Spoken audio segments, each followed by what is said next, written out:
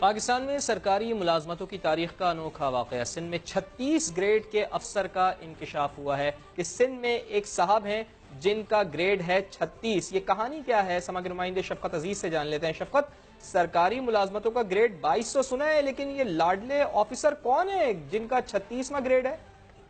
جی بالکل فواد، یہ محکمہ صحت اور لیبر ڈپارٹمنٹ یعنی کہ سوشل سیکیورٹی ڈپارٹمنٹ کے یہ ملازم ہیں، اور دونوں ڈپارٹمنٹ میں ان کا گریڈ جو ہے وہ 18 ہے، یعنی کہ اس طرح کل ملا کے 36 گریڈ جو ہے وہ بن جاتا ہے۔ اسی حساب سے انہوں نے پچھلے 23 سالوں سے جو ہے یہ اس چیز پر برجمان ہے، اور اب تک تقریباً 7.5 کروڑ روپے سیلری جو ہے کی بدلے اور دیگر جو مراد ہیں وہ حاصل کر چکے ہیں۔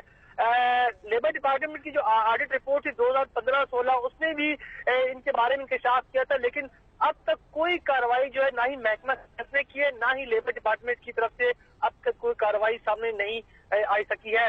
طیب ایرانی نام کا یہ شخص جس کے 2 شناختی کارڈ ہیں، اور ذرائع نے یہ بتایا ہے کہ سندھ کی ایک اہم سیاسی شخصیت ہے جس پر اس کا ہاتھ ہے، اور جس وجہ سے اب تک اس کے خلاف جو ہے وہ کوئی کارروائی عمل میں بہت نہیں لائی شکریہ جا آپ سکی کا ہے۔ شفقت عزیز۔